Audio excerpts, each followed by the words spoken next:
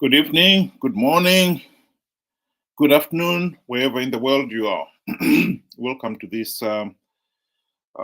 program where tonight we want to talk about the SADC election observer team report, which has now come out, and what is going to happen next. Quickly introduce my friend, Ben. Do you want to introduce yourself, Ben? Hi, how are you? Thank you for having me. To our viewers, good day, good morning, good evening, wherever you are, and thank you for joining us. Okay, we will start with the report itself. Have you had a chance to read it, Ben? Yes, I did. I think I read it twice. That's It- good. Basically, I have read it, and I find what the final report is saying is basically an expansion of what Dr. Mumba said in his preliminary report. And yes, the most important thing that he has said there is that the whole electoral process in Zimbabwe failed to meet Zimbabwe's own standards in terms of the constitution and the electoral law. And it also failed to meet SADC's own principles and guidelines on democratic elections. I think that is probably the most important passage in terms of that report. I've just put it on the screen there for our viewers. This is the conclusion, 13.3. Would you agree with that, Ben? yes, I would. I would agree with you. I mean, if we were, we go back to our time when we used to go to school and you were given such a report, there would be hell to pay at home. So that's exactly the same report, that SADC is just delivered, about the past so-called harmonized elections that took place on the 23rd and 24th. It, I believe it was a true reflection of what exactly transpired, with the whole process. I wouldn't I would only add the conclusion to say, not to try and say some aspects. I mean, you saw it. All aspects are in red. I think that's just about it. Well, I think what needs to be noted there is the details of section 6 and 7, which are in the report. And I would strongly recommend some of our viewers there to make the effort to download the actual report itself and read it for themselves. What the report is saying in those sections. Take, for instance, on the issue of the voters' roll. The report is saying the voters' roll, the law says it should be made available for verification. That was not done. And this did not only affect a few people in one ward or in one or two constituencies, but it affected everybody, the whole country. The details it shows in that report clearly shows there is no way you can have meaningful election without a verified voters roll. And this is a voters roll that already had been shown that it has got so many serious shortcomings. Tim Pacheli did a wonderful job on that. They showed that some of the people who should be on the voters' roll were not. Some of them who thought they were on the voters' roll, they found they've been taken out. Some of them who found they are on the voters' roll, but they're in the wrong ward or sometimes wrong constituency. And in some cases, those movements were being made without their knowledge. So the voters' roll was in shambles. There can be no doubt about it. And those are the aspects that leads the team to come to the conclusion that this whole electoral process was not according to the Zimbabwe's own constitution, Zimbabwe's own electoral act, and according to SADC's principles and guidelines on democratic elections. I think that point must be emphasized. The one difference, I don't know whether you have noticed it, Benjamin, with this final report, is that whilst Dr. Mumba, in his preliminary report, went so far as to say this election process was flawed and illegal, that language was not used in the final report. Would you agree? Yes, this is where they said some aspects.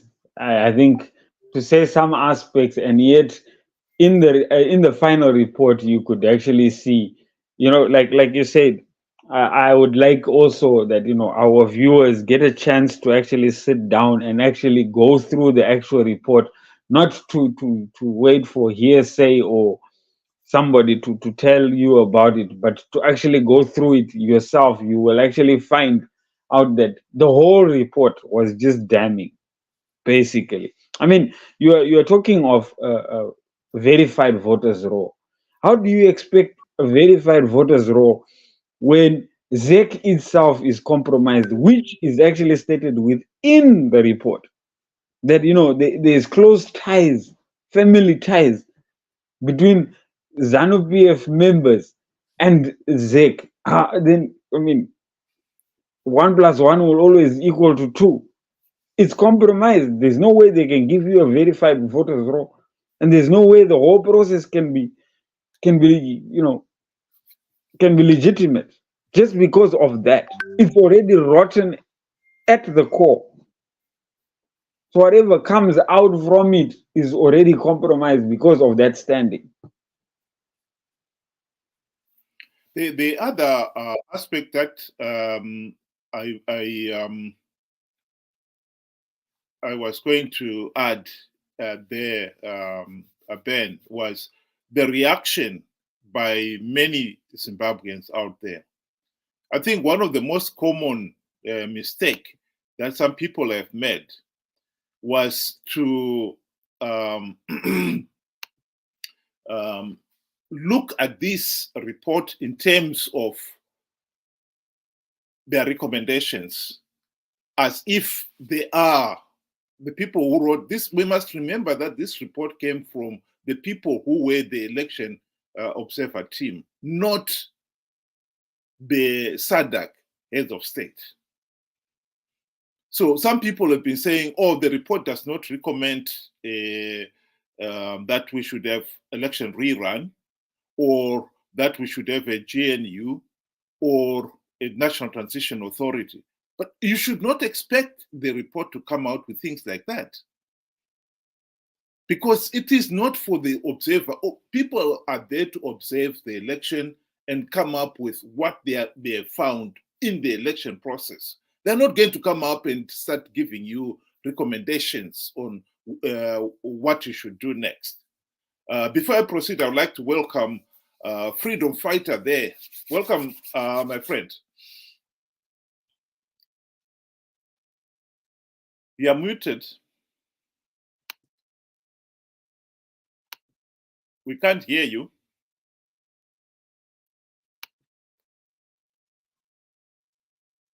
That's better. Now, I think you're okay now. Go ahead. No, we can't hear you still. Can you hear him, Benjamin? No. I think his mic is actually saying that it's muted. Yeah, I think Yes, it's your now, side. now it's okay. Can you try again? Now I should. No, we still Yeah. can't hear you. But anyway, while you sort that one out, Benjamin, have you noticed the same thing as well? That most people are making that mistake of thinking that it was for the election observers to come up with recommendations on that the elections should be fresh elections. I think that is a mistake. That is not for the election observers to come up with. This is that would be, for the way forward. I think this is what is going to be discussed on the upcoming meetings. This is just like you said. This is just the observer team saying what they saw, right, and recommending what could make the whole process better according to what they have seen. So it is not their position to start giving verdicts and way forward, to say let's do this and that. No, I think this will be discussed at a later stage, hopefully on the 31st October summit. That is where they are going to actually discuss.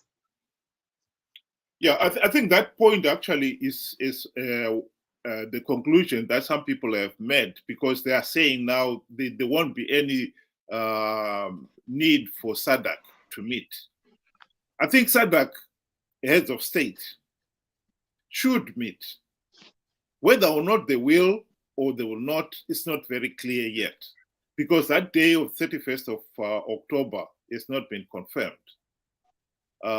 So we cannot say for certain.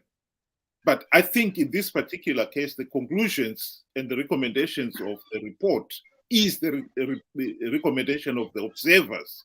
And you cannot expect the observers to start coming up with an a la carte menu on what Zimbabwe should do.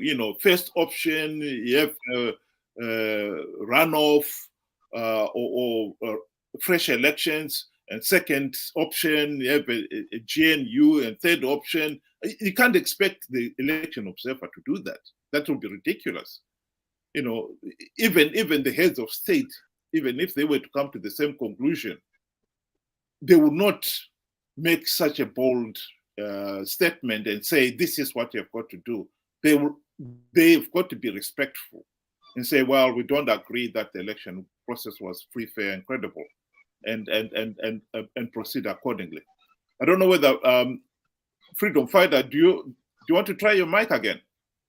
Yeah, I think my mic is now sorted. I've underscored the problem because there were issues with my connection, so I sorted that one out. Okay, all right. I don't know whether you would want to come in and give us your view on this issue. I'm just coming in. I've not captured what has been said in the past, but obviously, I want to point out that the issue with SADC in terms of addressing problems of member states remains a very daunting dark cloud on the southern part of Africa, because SADC has never taken a position to resolve and help member states, save for producing, saying out these reports, and it ends there. So whether or not we engage or involve SADC at this stage, we may have support from SADC of condemning a rigged election. We may have SADC suggesting or proposing way forward. But SADC will not come out there with a roadmap to resolve these issues in a way that will help a desperate citizenry, like desperate citizens in Zimbabwe. But to follow up on that one, why should SADC fail to do so? In your opinion? Can you hear me? Yeah, I mean, I can hear you. Can you hear me?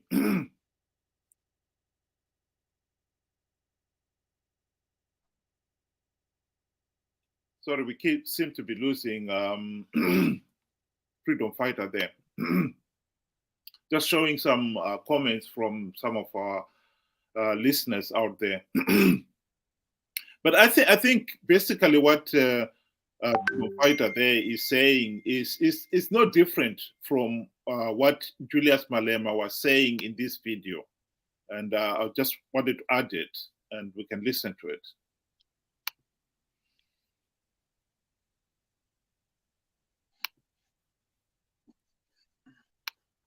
You speak about leaders in Africa. Do you think that SADC is playing in the role that it's supposed to play? There's no such a thing. SADC, there's no such a thing. AU, there's no such a thing. It's a group of all people who protect each other. They don't protect the interests of their people. It's a club. It's a gentleman club. They don't care. They don't call each other out. So they are unable to say, you are wrong here, you are wrong there, and therefore this is how we need to fix it. And the way forward is that the youth must take politics serious. The youth must participate in politics. The youth must lead, because most young people have left politics into their hands. Well, I'll stop it there. I think I have to agree with Malema there. He has a point that SADC and the AU have been totally ineffective. And I would like to focus on the issue here. What do you think SADC should do in the case of Zimbabwe? Can we start with you, Ben? So I would believe, when we look at SADC in the past, judging them from the past, I think they have made a huge stride for going forward. That at least this time around, they have come out and said the truth as it is.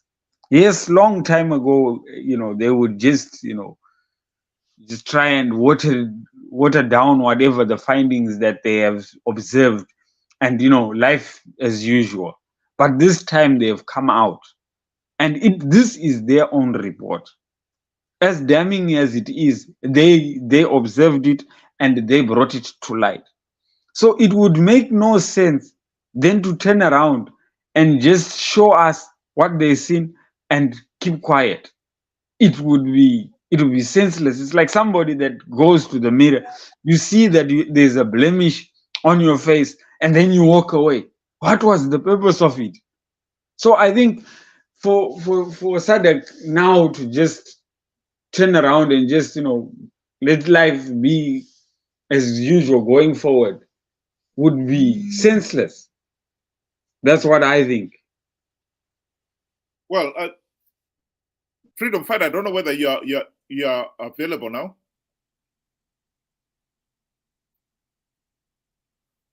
My response to that one, Ben, would be we should not forget here that as much as the SADC election observers came up with a damning report, the SADC heads of state can decide to do nothing about it. And let's not forget here that there are some SADC heads, notably President Cyril Ramaphosa of South Africa, who have already made their position very clear that they would like to see no regime change in Zimbabwe. They said so in November, before the elections were even held.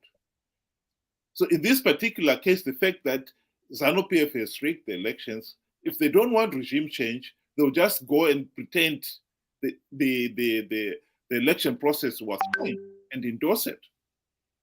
So I don't think we should mix the two.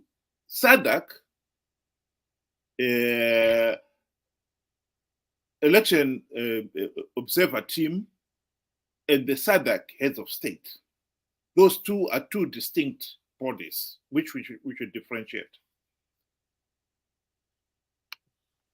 Yes, I agree with you. And if I may also add, I believe SADC can only do so much. I don't think SADC can come and call for fresh elections to say, no, go back and do elections. I think what they can do is they will try and assist if there is need for dialogue between, the parties involved to come up with a solution. So I think that is as much as they can do. Not all this to say there will be there will be new elections, there will be a runoff. I do not see that even happening. No, if you want, I mean, what's the point of having SADC principles and guidelines on elections if somebody is going to break those rules and they are going to do nothing about it? The whole point of a club is that you live by the rules. If you are going to function as a club, and I think this is the point that Julius Malema was trying to refer to there, that they protect each other instead of doing the right thing, calling each other out and say, no, that is not right. If the elections, and I think this report is very clear, those elections were flawed. We cannot run away from that reality. So what is the next thing? The next thing should be for SADC to say, if, for instance, at the present moment, the election observers have come up with their report. This is it. We've seen it. It clearly says the elections were not according to Zimbabwe's own constitution, were not according to Zimbabwe's own laws, were not according to SADC's own principles and guidelines on democratic elections. There cannot be any other conclusion other than to say those elections were not free, fair, and credible. They don't have to use that language, but that is very clear. The next step would be, what is ZANU-PF itself going to do? And we already know what ZANU-PF has already done. They have said business as normal. Mnangagwa has been sworn in, he has sworn in his ministers, MPs, everything. And he would like to pretend that nothing happened. And in fact, as far as he is concerned, last month he was in New York at the UN General Assembly, and he was telling the whole world that the elections were free, fair, and credible. Then the ball is in SADC. What is SADC going to do about it? Are they going to shrug their shoulders and say, well, it doesn't matter, let's go on? And I think that would be the big mistake. SADC should step up and say, no, you can't do that. Those elections were not free, fair, and credible.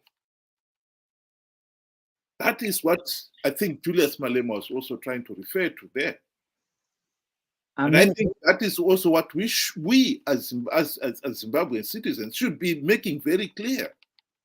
Those elections were not free, fair, and credible, and we cannot just sweep it under the carpet, and should not be swept under the carpet. I had a chance to listen to ZBC last night, and according to them, the report, and they say that, with the recommendations, we thank SADC for the recommendations, but it is our choice whether to implement them or not. So as you can see from that, I think ZANU will always, I think, recommendations have been said from time immemorial. Every time there are recommendations, but ZANU-PF will not take them into, will not implement them. I think, Ben, you're again misreading the report.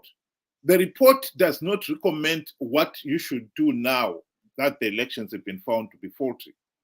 It's only saying these are some of the things that the election observers themselves, remember their preliminary report was written immediately after the election. And their recommendations is what should happen next. If there should be any challenge, that is part of the election process. People should still stay within the law. Those recommendations were being made by observers, not SADC leaders. SADC leaders now have got to look at that report and say, what are we going to do? Like I said, in my view, SADC leaders have seen the report. ZANU-PF has seen the report. And as far as ZANU-PF is concerned, ZANU-PF has decided that they are going to ignore the report. It's business as usual. The ball is in SADC's court. What are they going to do about it? And to say that SADC's recommendation is that we should look at their recommendations and implement, pick and choose which recommendations we want. Those recommendations were for the election observers. They were only observing the election process. They were not making recommendations on the decision on these elections were not free, fair, and credible. That ruling is going to come from SADC heads of state. Are they going to accept the process that was so flawed? It violated the Zimbabwe constitution, it violated Zimbabwe's electoral laws, it violated SADC's own Nenkiri guidelines. That is what we should be looking at. Yes, in terms of SADC granting legitimacy after such a report or after such an exercise, I don't think it is possible. But I would not think SADC would actually recommend to say there should be new elections. I think the best position they would do is call for dialogue between different stakeholders. And we as Zimbabweans will have to choose the way going forward.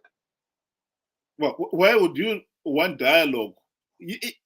I think this case here is a simple case. If you're going to say dialogue to discuss what?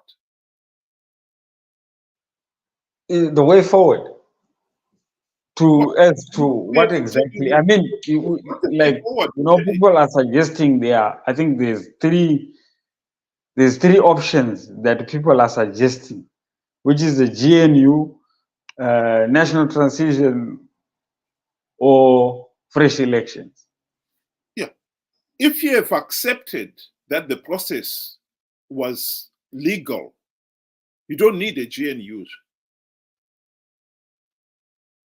And ZANU-PF have accepted the process was legal. The elections were free, fair, and credible.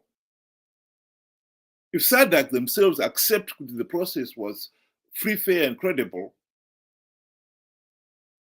then why would SADC want there to be dialogue? Dialogue about what? So, in actual sense, are you trying to say that SADC, well, I think SADC's position would be, the elections were not free and fair. That is obvious. I mean, you are looking at a report that is full of, if it was, like I said, a school report, it would have been all red, right? So, do you think, are you saying that SADC, once it is nullified, right, would cause Zimbabwe to go back to elections straight away? Is that the position that you are taking? No, what I'm saying is SADC has got to come up with their own decision now. SADC cannot hide and pretend that everything is normal, because ZANU-PF would want them to do that. And some of the SADC leaders would want the regional body to do that too. But what I'm saying is SADC has got to come up with a decision. Are they accepting that the process was flawed? And if you accept that, yeah, then there's nothing to be done. That's fine. We carry on. But if you say, no, this process was flawed, it failed to even meet our own guidelines, it failed to meet Zimbabwe's own constitution and statutes, then you've got to come up and say to ZANU-PF, no, we can't allow you to go ahead with this. That tough decision has got to be made. ZANU-PF is not going to make it easy for SADC. Let's put it that way. I believe, I believe with the report. I mean, the report clearly states from the preliminary report and the final report, it clearly states, that these elections, there's no way they can be, be deemed free and fair. It's stating already. So the position is, what do we want SADC to do for us? This is my question. And this is where I think Grace and I share the same opinion, that it is Zimbabwe that we ourselves as Zimbabwe, we have to come up with a way forward. What do we want? There's no way SADC is going to say, you must do this, you must do that. No, SADC will just, let's say, will not give legitimacy to the process.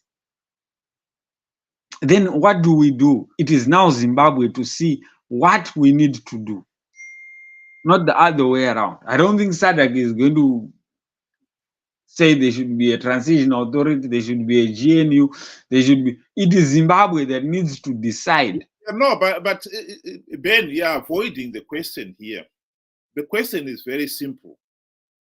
SADC has read the report. Is SADC going to say to say nothing about it? Because ZANU-PF has already made this up, made up its mind. It's business as usual. So the question now is, the ball is in SADC's court. Yes, it is in our court as Zimbabweans too, but SADC is also involved. As much as the people of Zimbabwe ought to also have a clear idea what they want, SADC itself must also have a clear idea what they want. Look at it in 2008, Mugabe, when he did the runoff by himself. It was his business as usual after he won. But then they did not give him the political legitimacy that he needed. And then, there was dialogue between the two. I think SADC will only facilitate. And it is us who need to choose the method that we want to going forward. No, SADC in 2008, let's get the record right. SADC in 2008 refused to give ZANU-PF legitimacy. That is the pressure that was applied. They did not make a big song and dance about it, but they made it very clear that they were not going to recognize the results. In the past, in 2018, for instance, the last elections, the SADC election observer team's report was very clear. The election process was substantially peaceful and free. That cleared the air for SADC. If they are substantially free and fair, okay, there may be some things that needs to be corrected. This time, the SADC election observer team report is very clear. Those elections failed to meet Zimbabwe's own constitutional and legal requirements. And the extent of the failure is such that you cannot meaningfully have a legitimate result. Because take, for instance, the issue of the voters' roll. It did not only affect a few wards or a few constituencies or one or two provinces out of the 10. It affected everybody, the whole country. There was no verified voters' roll. That is how serious those problems are. So you cannot, SADC cannot pretend, which I think our friends like the South Africans would want to pretend it is the case.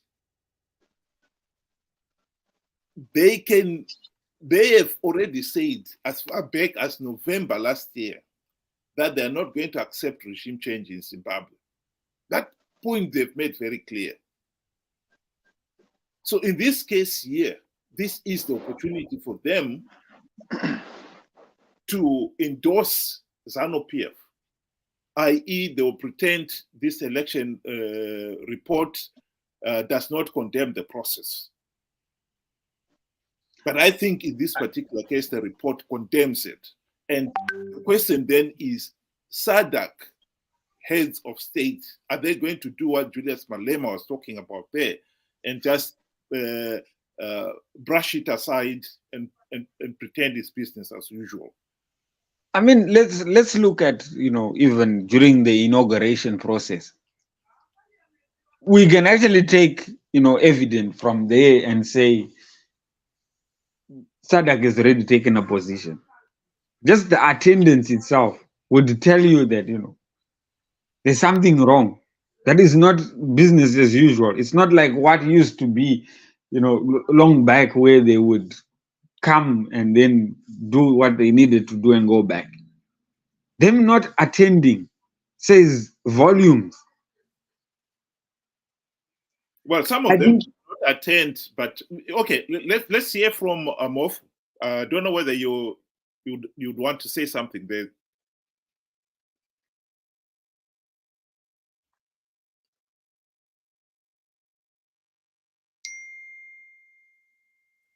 Hello, can you hear me? Yes, we can hear you now. Go ahead.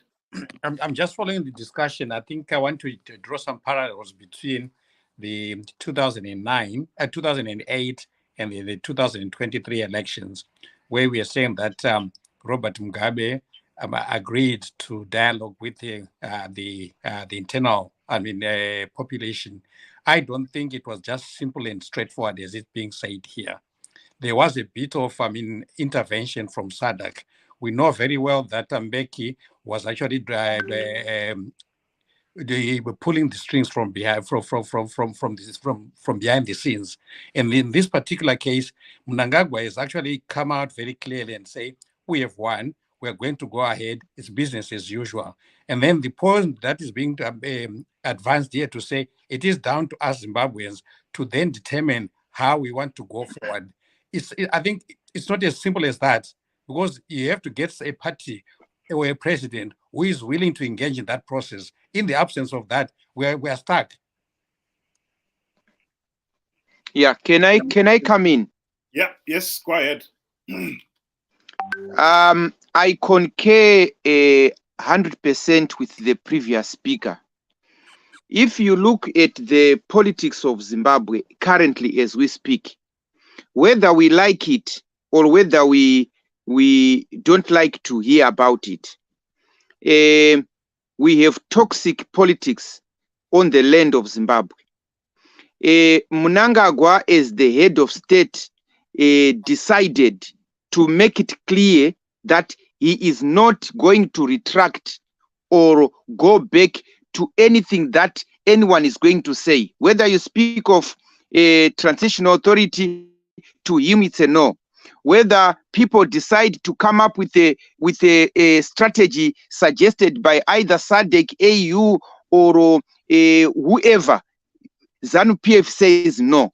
Because according to ZANU-PF, if they take up any of these options, to them, they would have considered that they cheated or they rigged. But they are rigging at the moment. According to ZANU-PF, there is no rigging. They won. So it's entirely up to the citizens of Zimbabwe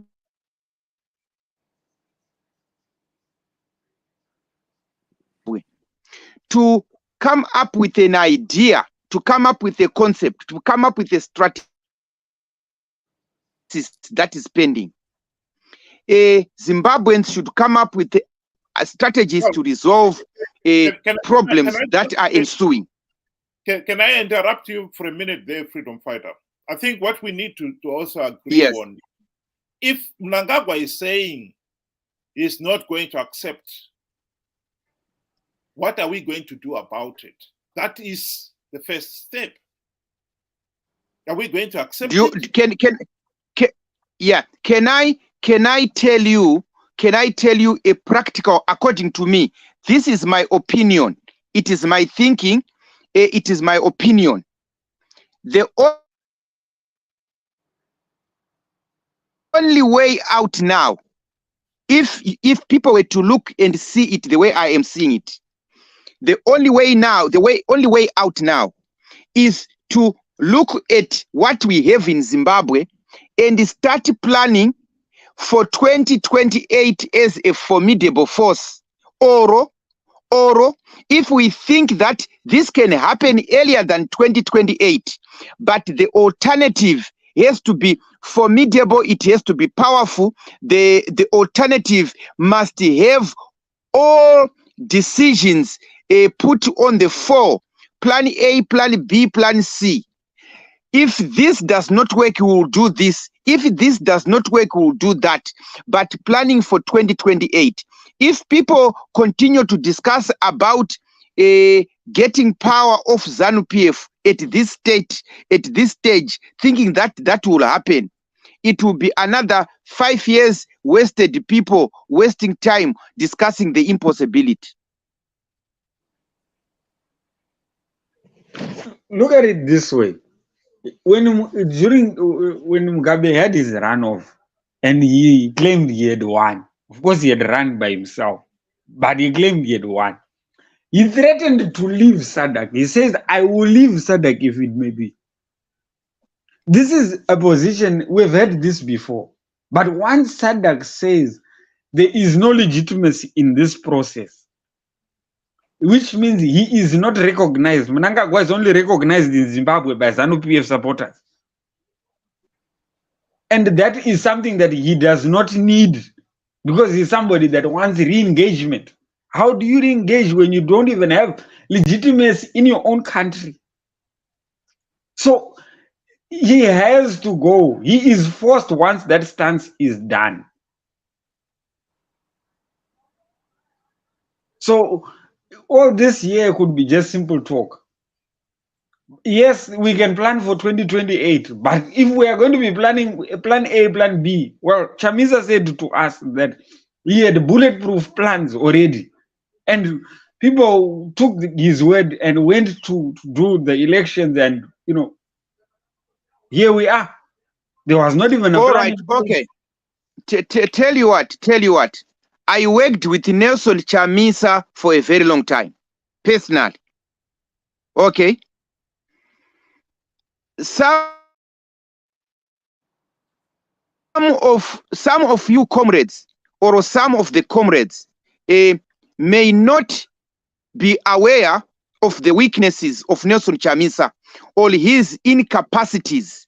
People may not be aware, but whoever believed Nelson Chamisa that 2023 was walkover and power was going to be transferred, that person, if there is any person whoever believed Nelson Chamisa, that person is a problem to themselves.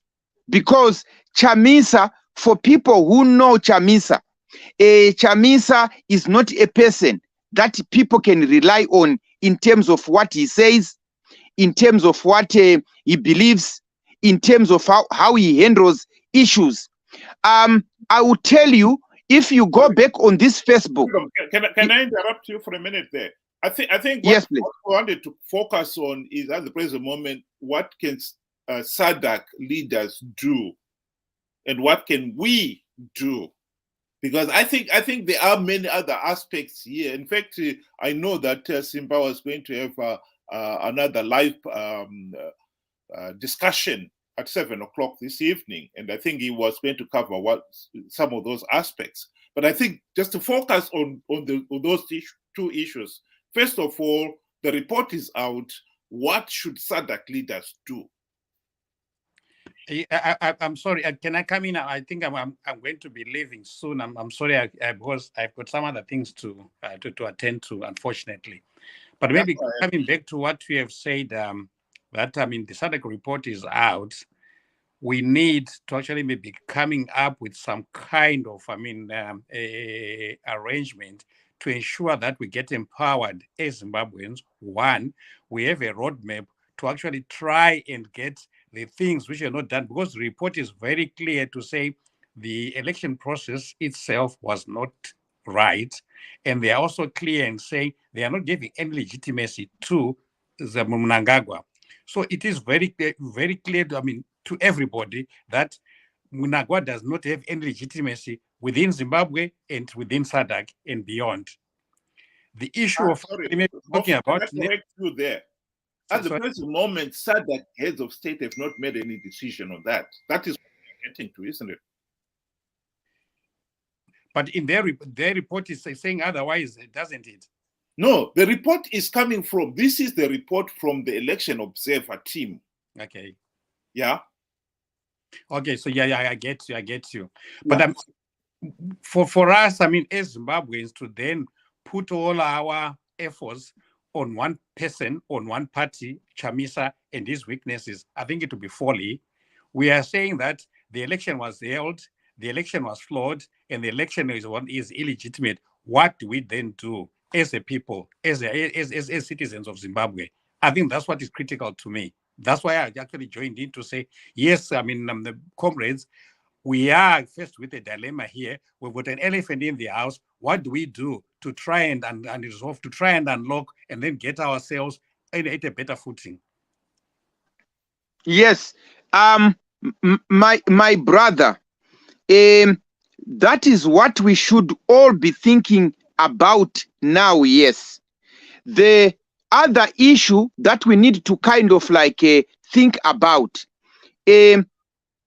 politics in Zimbabwe has become problematic in the sense that our discussion here as we speak, some people who believe that they are demigods in politics, they will say that mandate has nothing to do with you people.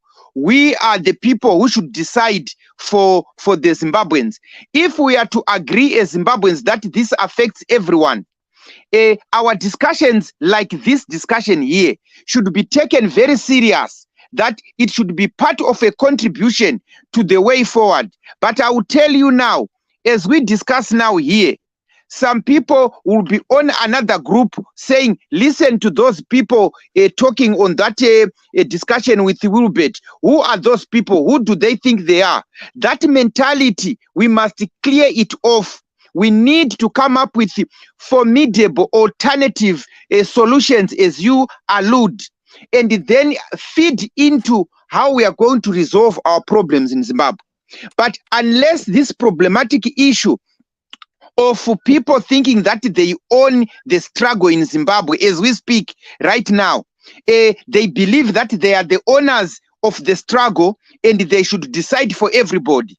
So that mentality has got to be diffused, or then we can move forward as a nation. Ben, do you want to say something? I think that it is now for SADC. I mean, it's their report. They sent the people to come and observe these elections. So I think now it is now to them not to grant the whole process legitimacy. The 2023 August 23 August elections legitimacy. I do not think it is worth giving legitimacy, because I mean, if with all the flaws that are there and everything that has been pointed out, it would make absolutely no sense to then go and say, you know, it's business as usual. Then I think they would try and create a platform such that we as Zimbabweans can decide what we need to do. And, you know, I think it's us Zimbabweans that have the decision at the end of the day to say, going forward, what do we need to do? And my recommendation is we need to implement reforms before we even start talking of another election. And I don't think SADC will come and hold elections for us. It's impossible. So let's reform, let's get our house in order. Then we can start talking about elections. Then we can start talking about who goes where in power. This was the problem with the last GNU. It was, I want this ministry, I want this ministry. At the end of it, what is the ministry about? Ben, I think we are arguing in circles here. If Mnangagwa is saying the elections were free, fair, and credible, and he stays in and nothing is done to remove him, there would be no reforms, because he's basically saying the elections were free, fair, and credible. Okay, listen here. There's no way Mnangagwa is going to say the process was flawed. If he says that, he's just shot himself in the foot. Let us not expect him to say that. It is SADC that will say, is this process legitimate or not? Was it free and fair or not? And in their report, it clearly states it did not meet, right, the standards set or the bar that is set. So what is the way forward? There is no political legitimacy. So whether he can claim he won or it does not hold any water, because nobody recognizes what he is.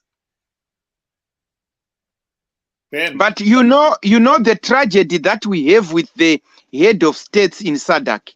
The tragedy is that as they sit and discuss as head of states, some of them are not bold enough to come and point at these ills, because they know that themselves have got problems and they would need support of these flawed leaders who are in position. So you will discover by the end of the day, you will hear these SADC leaders watering down the report by observers, or if at all, ignoring the important aspects that the observers brought up.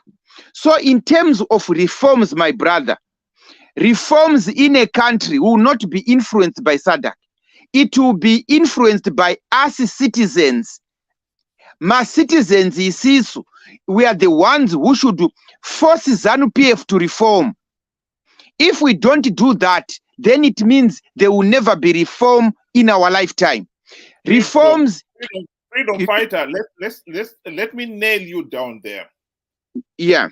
We are still talking about getting Mnangagwa to accept reforms. He has already said these elections were free, fair, and credible. That's what I was trying to say to Ben, the same thing. He has already said the elections were free, fair, and credible. Per se, he's saying there's nothing to be reformed. So as long as he's in government, we are stuck. No. We'll bet. Come back to is focus on the issue of the SADC election observer team have come up with their report. That report, we must emphasize, is from the observers, and the recommendations they made are from the observers. They are not from SADC heads of state. Now, Mnangagwa has got that report. He has seen it. He has seen all those criticism about failure to meet the laws, etc., and they still decided it's going to be business as usual. SADC, in my view, have got two options. The first option is to pretend that the SADC report, like what Ben was trying to say, it's been watered down to the point where the election, yes, they were not as clean as they should be, but nonetheless, they are acceptable. And so they will do nothing about it, which is, again, what Julius Malema was trying to say also in a clip I played earlier on. The other alternative is to get SADC to do something about it. That is what I want you to focus on, gentlemen. What if SADC decides to do nothing about it? What are we going to do?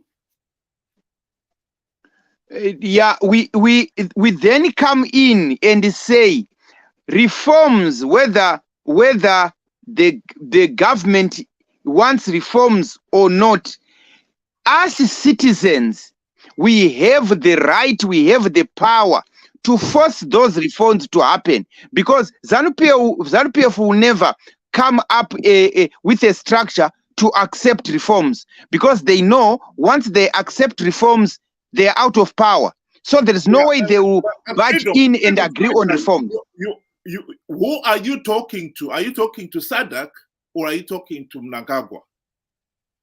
No, I wanted us to focus on SADC. What can we say to SADC? What can we do about SADC leaders specifically? Because yes, Mnangagwa is, he's in Zimbabwe. We can deal with him. And so far, let's be honest, he has managed to get his way. But we are talking of SADC here. Before we leave SADC, can we do something about SADC? I believe that if SADC is to water down this whole report or just to shelve it, I think it would be a letdown for the people of Zimbabwe. And unfortunately, it's either going to be violence or it's going to be misery for the next 5 years. This is what I see. Those are the options that we have. Because right now, to help us find a solution, and then once they've given us the all clear to say there is no legitimacy, then we all know Zimbabwe is in need of a president. There is a vacancy. Then we find how best can we fix the problem with our electoral system. This is where straight away we need to go for reforms. We reform the whole electoral system and the political system. This is the only way I think that we can find. So we need SADC either way.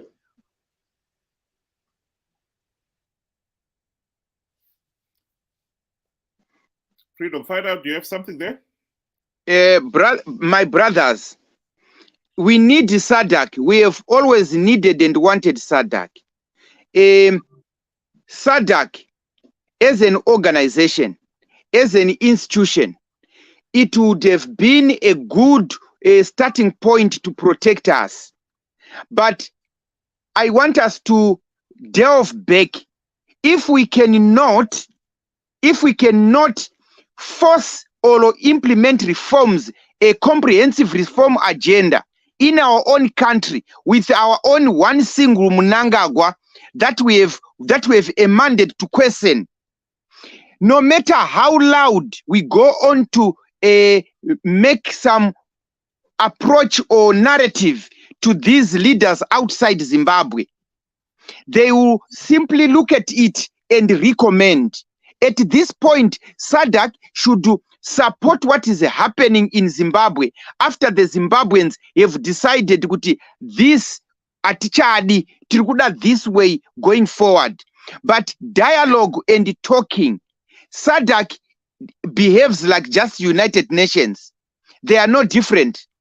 They take certain things very lightly when we are taking it very seriously.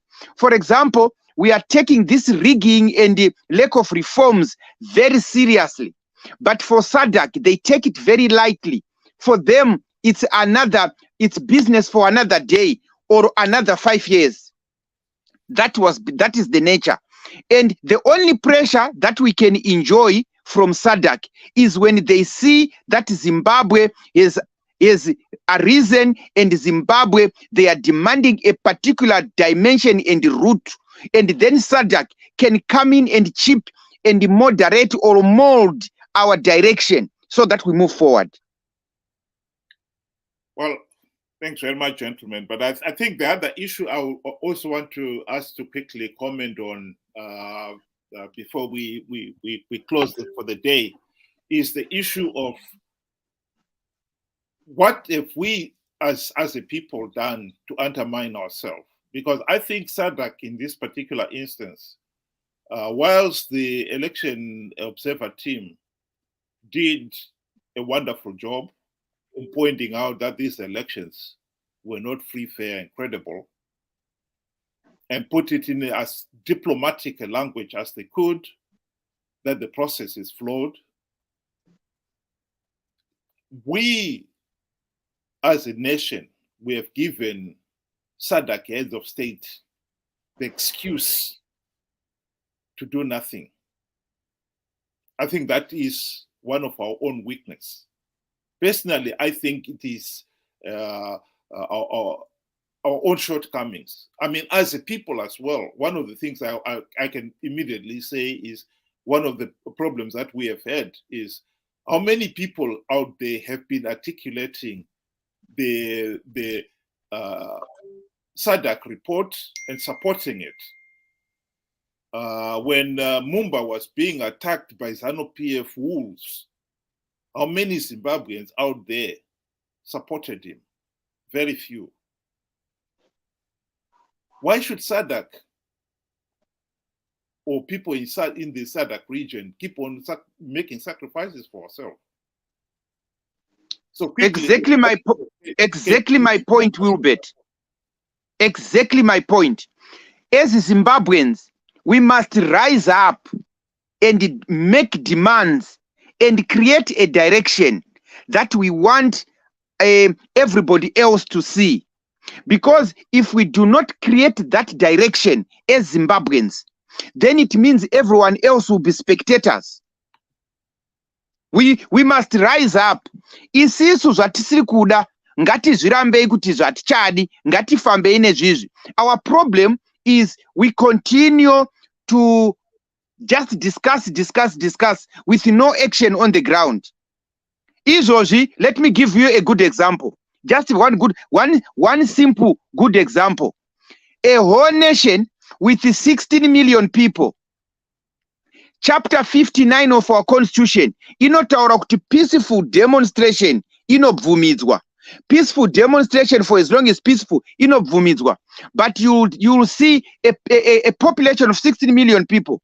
Vanoitwa hold at ransom by a group of 60,000 police officers in Zimbabwe. Vobva vatoudzwa kuti hakuna demo ende vanhu vototeerera kuti demo harichaitwa muZimbabwe. What is that? Vanhu vanoudzwa kuti hatigone kuita chinhu ichi because zvanzi zvakati. What nonsense is that? Isisu ngatirambei izvozvo as maZimbabweans if we are to move forward. Let's agree that the way forward for Zimbabwe means we have to sacrifice ourselves to receive the freedom or the freedom of our future. Never navedu. Because zvirikuitika izvi at the moment, azvishande. It doesn't work. Ben, what do you doesn't think? Work.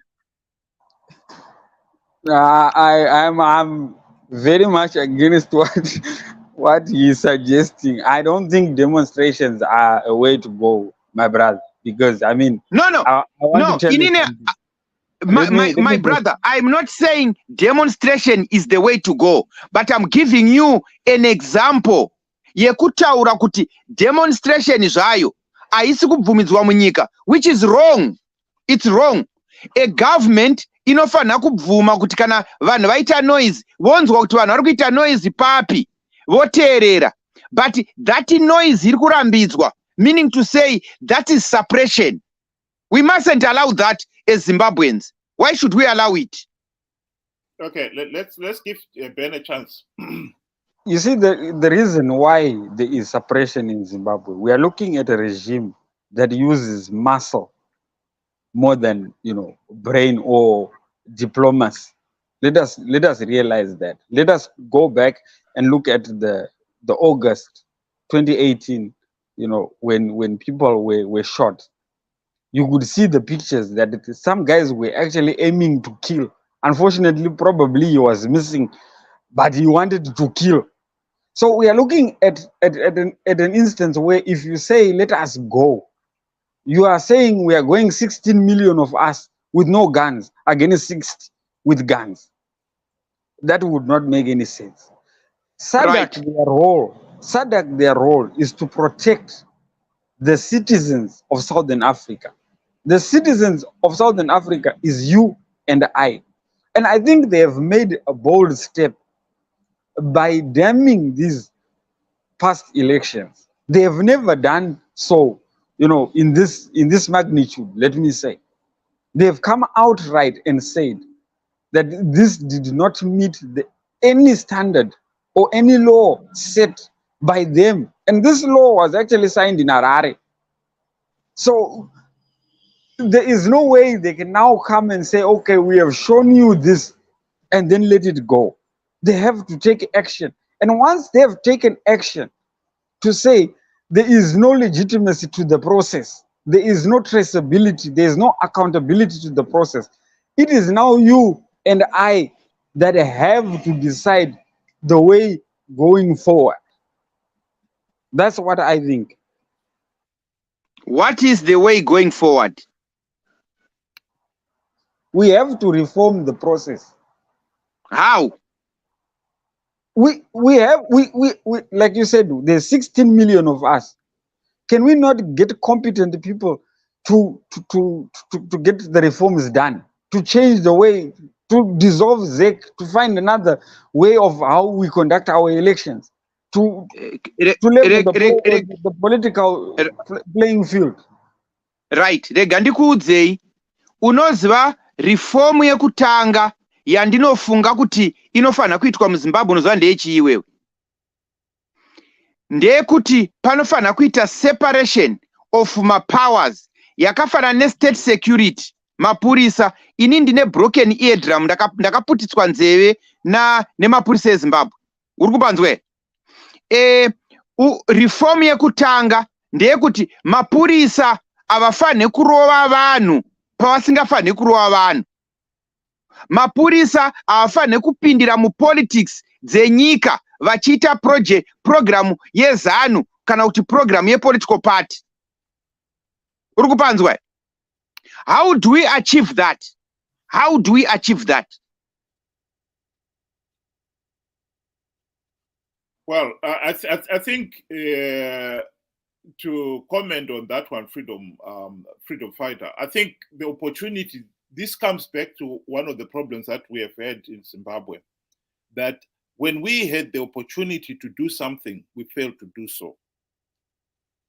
If you look at the 2008 to 2013 global political agreement that gave birth to that one, its primary purpose of the GNU was to implement the reforms we are talking about now.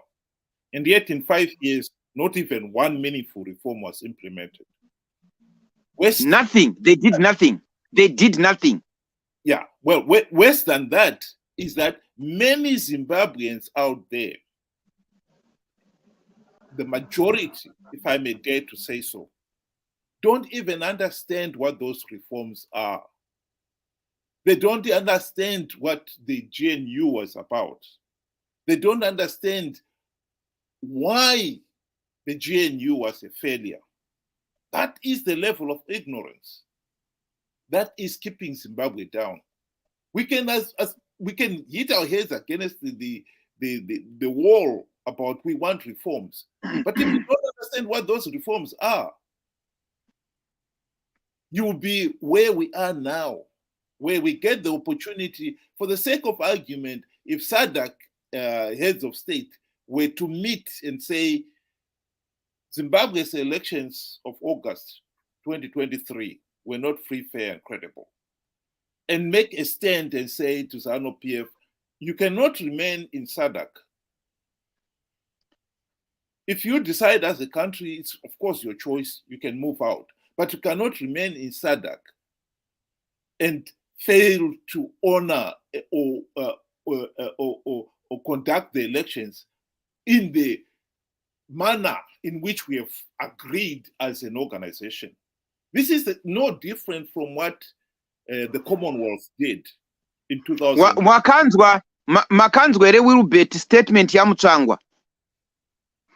Mutsvangwa achiri president ZANU ari kutaura kuti whether you like it or not, anditika isisu ZANU nyangwe vakabuda muSADC, whether vakasuspendwa neSADC kubuda muSADC, vachati kusvika pa 2028 tiri kutonga.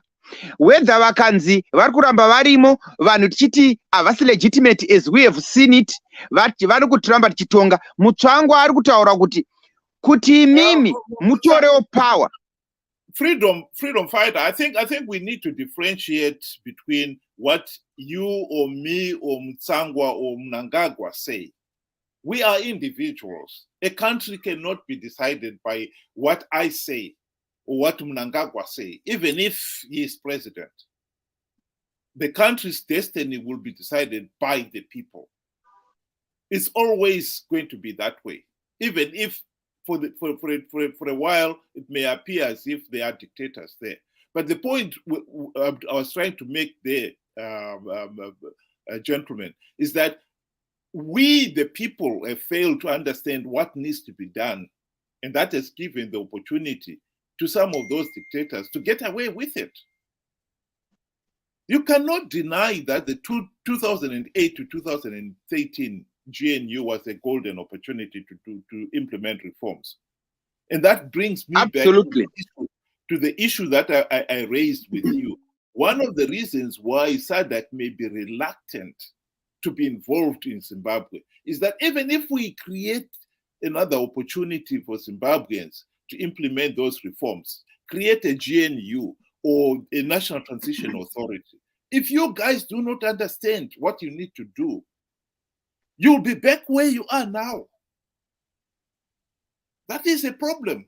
That is a serious problem that we Zimbabweans have got to admit and to address.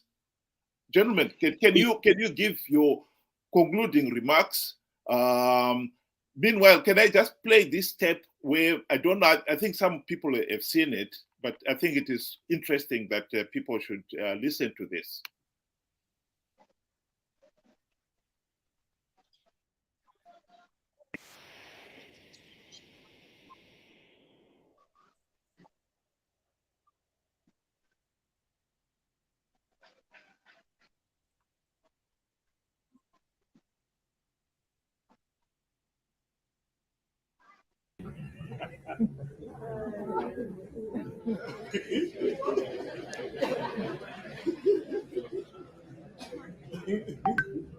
Which is good. Because in elections you rig.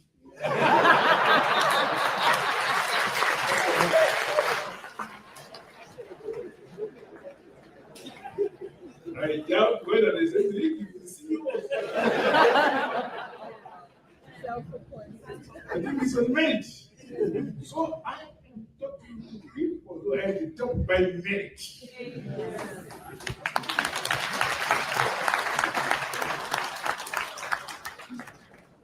Further, I hope. Sorry, the system was a bit slow there. It wasn't responding very quickly. But I think some people have heard the gist of that.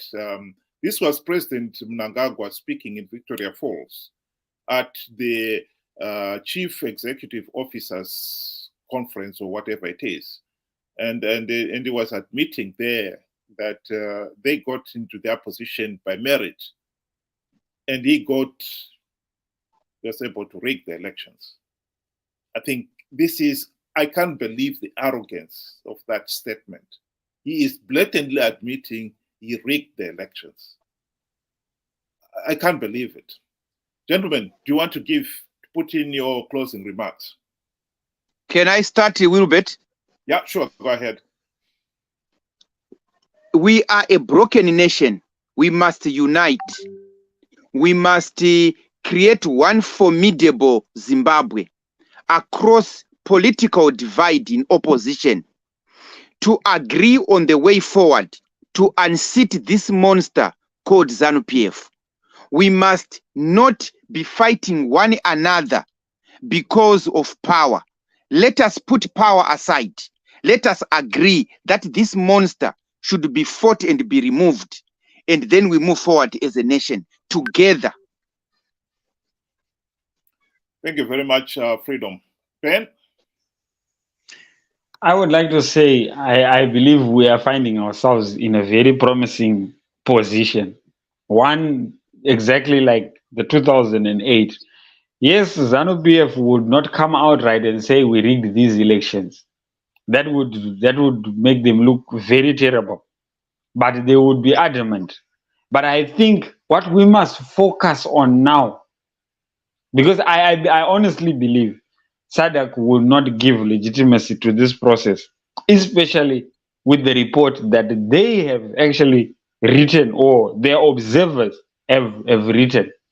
So now it is up to Zimbabweans to sit down. And I would like to also, say like what freedom fighters said. Let us come together. Let us forge a way forward so that we can do the right thing. And the right thing is not elections. Who is going to run the elections? No one. We cannot have ZEC running the elections again after 5 years. We need to implement the necessary reforms. Then we can go for elections whenever we are ready.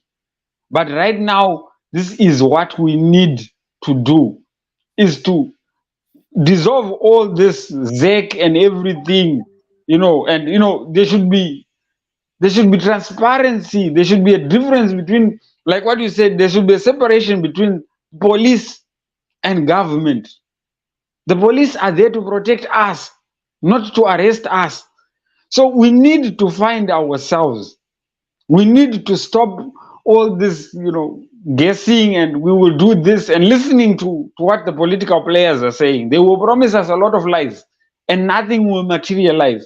It is us. The onus is on us to educate ourselves. I mean, everybody has got, the internet now. Read, understand, look at benchmark from other countries, then try and find out what are these reforms all about. Then let us do the right thing. And, we get ourselves out of this mess once and for all. Thank you. Thank you very much, gentlemen. My closing remarks would be, at the present moment, I think the SADC election observer team have done Zimbabwe a great service by highlighting the fact that these elections were not free, fair, and credible. They have presented their report.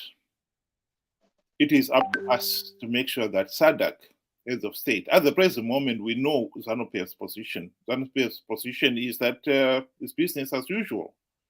We should make sure that SADC, heads of state, do not sweep this report under the carpet. That is the number one issue. If once we have lost that one, then we can formulate on what is another strategy. But at the present moment, this is a good option. If we can get SADC heads of state to focus on that issue, not to make it easy for them to drop this issue, we will have done ourselves a big service. The problem, I believe, and I concur with Freedom and Ben, there is one of the problems in Zimbabwe is that we have not taken the trouble to understand the issues and have tended to take off at a tangent on issues that we didn't understand. At the present moment, the most important thing is the ball is in SADC heads of state's court. Let's make sure that they do the honorable thing. Let's remind them that it is for them to make that decision.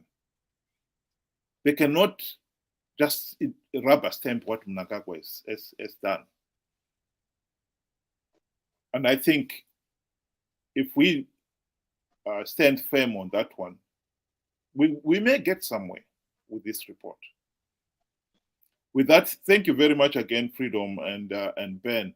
I am not sure, I cannot confirm, but I heard Simba saying that he was going to do something at 7 o'clock. So those who normally watch Zima, you can keep checking whether he's got something lined up. Thanks again, gentlemen, and good day. Thank you. Thank you. Good night. Good night.